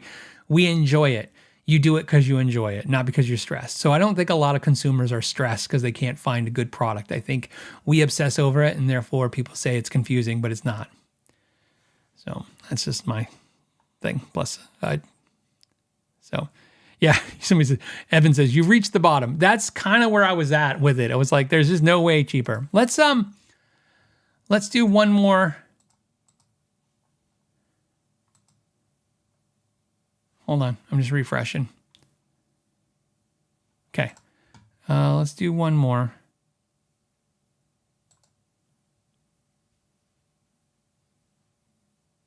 Oh, interesting. Okay, so this is from David. Ties into something that's funny too. David says, hey, I have a small amp and I found out it's a bass amp. I've been using it with my electric guitar. What is the difference in a bass amp and electric guitar amp? So there could be a ton of difference. Keep in mind, like the Fender Bassman 59 is a bass amp that guitar players use because that's what happens. Guitar players figured out because the basses were overloading it and the guitar players could really, play it. The difference between a bass amp essentially is going to be in two major differences. Three major differences. Let's just give it to that. One, the speaker is probably the biggest difference because it's using a different type of speaker. Guitar speakers, and the best way to always put this is guitar speakers are the unique thing, not the other way around. So there's not like a bass speaker is unique. A keyboard amp, a bass amp, a PA speaker, a car speaker, essentially they're all speakers that can take a frequency response across a spectrum, in other words, from highs to lows and in between, where a guitar speaker is more specialized in what it does. And they generally not very good for using for a PA, a bass, or a car stereo stuff because they'll blow because guitar speakers are thinner by nature. And again, they don't have the frequency response. Not all of them. Some do because remember now there you have guitar players playing eight strings and chugging and stuff. The next design difference in a bass amp would be the construction of the cabinet. In other words, the sizing. You might make it deeper, bigger to create more low end frequency or be ported. So again, it's just going to create more bass response. Sometimes that's good. Some guitar players want that. It's not necessarily a bad thing for the guitar. The last thing is usually in the amp, there's the EQ. The EQ is going to have more, range. It's going to have more highs and more lows, frequencies to adjust to the bass sound. Running your guitar through a bass amp is not bad at all. Does nothing bad to the bass amp. There's nothing wrong with that. The only concern people would have is that it's going to be very clean and sometimes referred to as sterile because, again, it doesn't have that type of speaker and it doesn't have that kind of tonality in the tone stack to give you the tones that guitar players tend to like. But running a guitar through a bass amp is not a bad thing or harm. And in fact, you can do both. You can sometimes run your guitar through a bass amp or your bass through a guitar amp. Depends on how loud you crank the guitar amp, but you're fine.